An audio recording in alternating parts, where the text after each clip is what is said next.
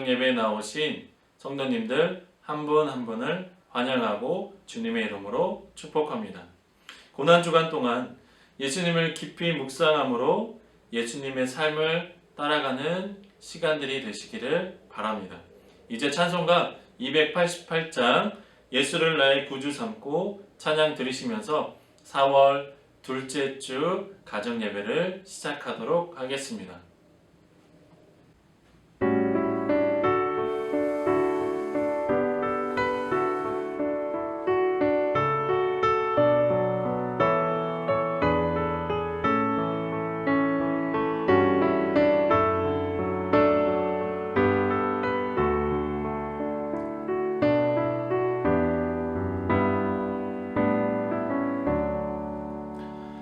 예수를 나의 구주 삼고 성령과 피로써 거듭나니 이 세상에서 내 영혼이 하늘의 영광 누리도다. 이것이 나의 간증이요 이것이 나의 찬송일세. 나 사는 동안 끊임없이 구주를 찬송하리로다. 온전히 주께 맡긴대요. 사랑의 음성을 듣는 중에 천사들 왕래하는 것과 하늘의 영광 보리로다. 이것이 나의 간증이요 이것이 나의 찬송일세. 나 사는 동안 끊임없이 구주를 찬송하리로다.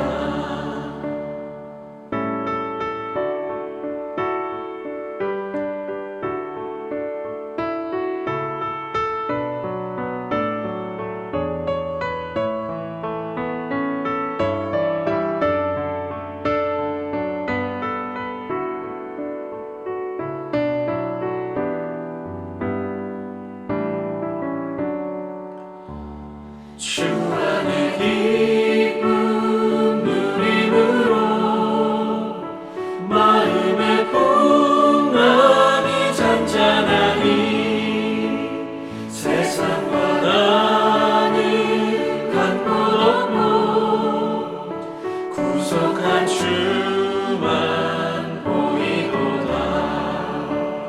이것이 나의 간증이요 이것이 나의 찬송일세. 나 사는 동안 끊임없이 구주를 찬송하리로다.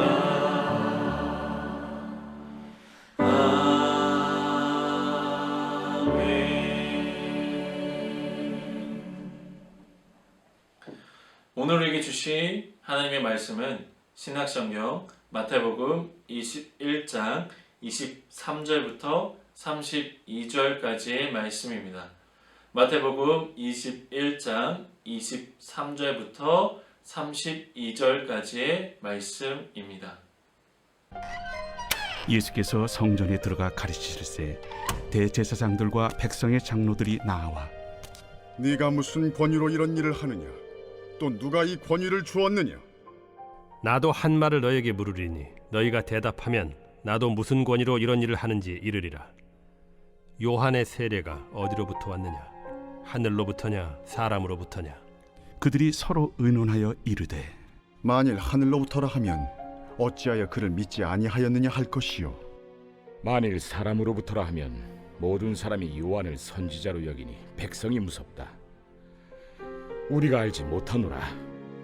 나도 무슨 권위로 이런 일을 하는지 너희에게 이르지 아니하리라. 그러나 너희 생각에는 어떠하냐? 어떤 사람에게 두 아들이 있는데 맏아들에게 가서 이르되 예 오늘 포도원에 가서 일하라 하니 대답하여 이르되 아버지 가겠나이다 하더니 가지 아니하고 둘째 아들에게 가서 또 그와 같이 말하니 대답하여 이르되 실소이다 하였다가 그 후에 뉘우치고 갔으니 그 둘 중에 누가 아버지의 뜻대로 하였느냐? 둘째 아들이니이다. 내가 진실로 너희에게 이르노니 세리들과 창녀들이 너희보다 먼저 하나님의 나라에 들어가리라. 요한이 의의 도로 너희에게 왔거늘 너희는 그를 믿지 아니하였으되 세리와 창녀는 믿었으며 너희는 이것을 보고도 끝내 뉘우쳐 믿지 아니하였도다. 진리를 끝까지 잘 살아내기란 얼마나 어려운지 우리는 삶을 살아가며 느낍니다. 구도자의 태도를 유지하다가도 제자로서 각오가 희미해지고 어느 순간 현실과 타협하는 일이 많습니다. 대제사장과 장로들처럼 변질되지 않고 순전한 그리스도인으로 남기 위해서는 무엇이 필요할까요? 먼저는 진실과 정직으로 응답해야 합니다. 예수님께서 성전에서 가르치실 때 대제사장들과 백성의 장로들이 예수님의 권위에 대해 묻습니다. 성전에서 대제사장보다 더 큰 권위를 가질 수 있는 사람은 하나님이 기름 부으신 왕, 즉 메시아입니다. 그런데 예수님은 메시아만이 할 수 있는 권한을 자신이 가진 양 행동하였습니다. 그래서 사람들은 물을 수밖에 없었습니다. 예수님께서 무슨 권위로 이런 일들을 행했는지, 누가 권위를 부여했는지 묻습니다. 이런 일들이란 성전을 정화한 행위와 성전에서 가르치신 일을 포함할 것입니다. 성전 정화는 보통 사람이 행할 수 없는, 즉 하나님의 뜻을 따르는 선지자의 행위입니다. 예수님은 그들의 질문에 대답하지 않으시고 요한의 세례가 어디서 왔는지, 하늘에서 온 것인지 사람에게 온 것인지 되물으십니다. 이들은 요한의 권위가 하늘에서 온 것이라고 하면 요한을 왜 믿지 않았는지 소명해야 하고, 요한이 예수님을 증언했으므로 예수님의 권위 역시 하늘에서 온 것임을 인정해야 합니다. 그래서 이들은 예수님을 하나님이 보내신 선지자로 인정하지 못합니다. 그렇다고 해서 대제사장들과 장로들은 요한의 세례가 사람에게서 온 것이라고도 말할 수 없습니다. 왜냐하면 모든 사람이 요한을 선지자로 여기며 선지자는 사람이 아니라 하나님이 보내시기 때문입니다. 종교 지도자들은 요한에 대해 많은 정보를 갖고 있음에도 불구하고 백성이 두려워서 우리는 모른다고 대답합니다. 이들이 대답하지 않기로 하자 예수님 역시 그들의 질문에 대답하지 않겠다고 말씀하십니다. 예수님은 성전 정화 사건과 관련해서 자신의 권위에 대해 묻는 대제사장들과 장로들의 함정에 빠지지 않으십니다. 오히려 그들에게 요한의 권위에 대해 먼저 답할 것을 요구하십니다. 우리는 대제사장들과 장로들이 진리보다 백성의 여론과 자신들의 정치적 입지를 고려해 모른다고 대답하는 장면을 통해서 그들이 하나님의 집을 맡았으나 자신의 악한 목적을 위해 살아가고 있음을 목격하게 됩니다. 사실 이들은 누구보다 하나님의 말씀을 잘 알고 있는 이들이었습니다. 그렇지만 실상은 영적으로 눈과 귀가 먼 자들이었습니다. 그토록 그들이 기다렸던 메시아가 바로 눈앞에 와 계신데도 불구하고 그들은 예수님을 알아보지 못했습니다. 왜냐하면 이들의 마음 가운데 영적인 교만이 가득 차 있었기 때문입니다.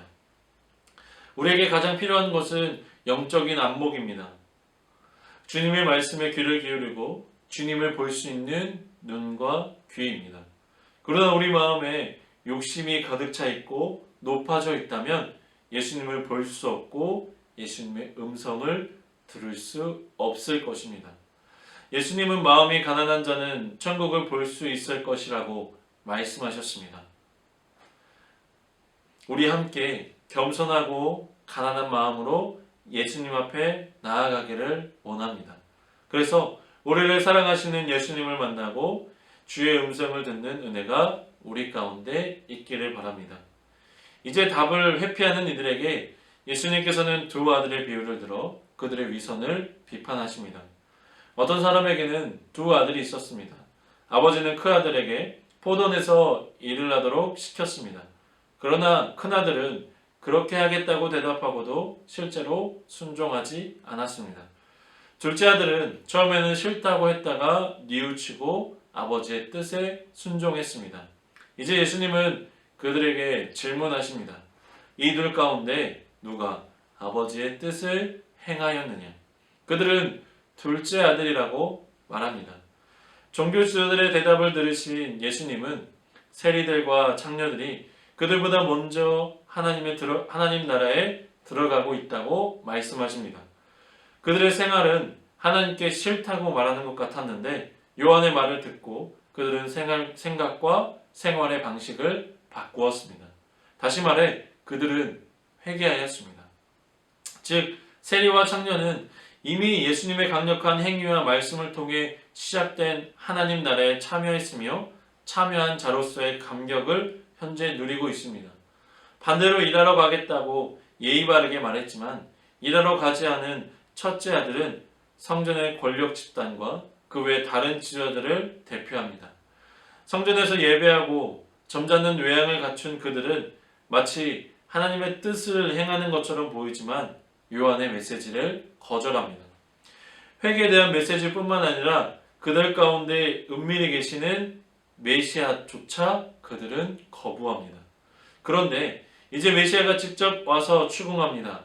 당연히 그들은 달갑지 않았습니다. 종교지들의 문제는 요한을 믿지 않는 데 있습니다.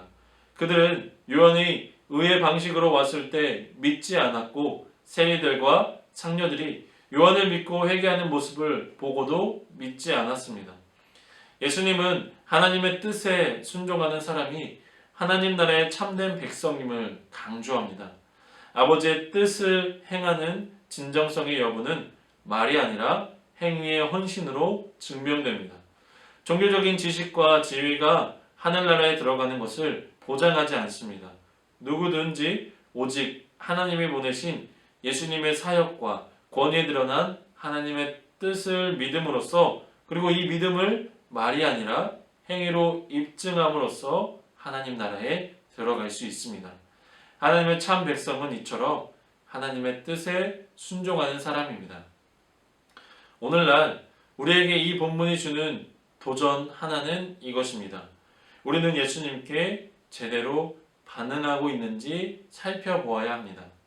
첫째 아들처럼 하나님께 예라고 대답해 놓고 사실은 다른 방향으로 가고 있다면 언제든지 예수님의 지적을 받을 수 있어야 됩니다.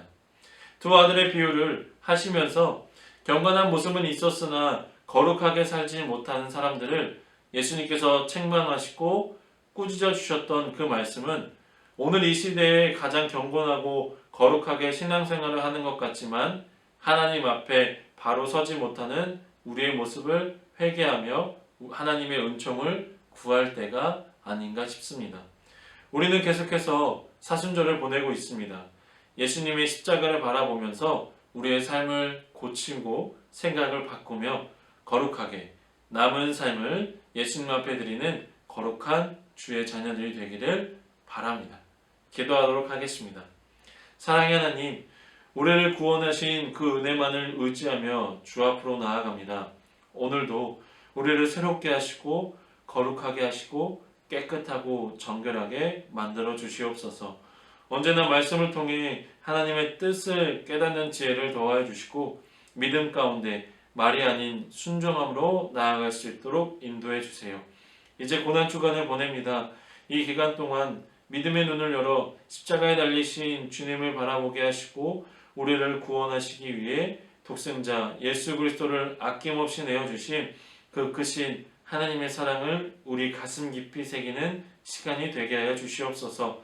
성령님께서 우리를 강하게 다스려 주셔서 우리의 속사람이 강건해지고 우리의 내면과 삶이 구원받은 자에게 합당한 모습으로 변화되는 역사가 있게 하여 주시옵소서.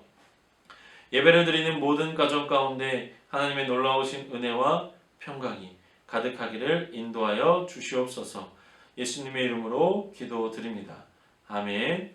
주기도 문하심으로 오늘의 예배를 마치도록 하겠습니다. 하늘에 계신 우리 아버지, 아버지의 이름을 거룩하게 하시며 아버지의 나라가 오게 하시며 아버지의 뜻이 하늘에서와 같이 땅에서도 이루어지게 하소서. 오늘 우리에게 일용할 양식을 주시고 우리가 우리에게 잘못한 사람을 용서하여 준 것 같이 우리의 죄를 용서하여 주시고 우리를 시험에 빠지지 않게 하시고 악에서 구하소서. 나라와 권능과 영광이 영원히 아버지의 것입니다. 아멘.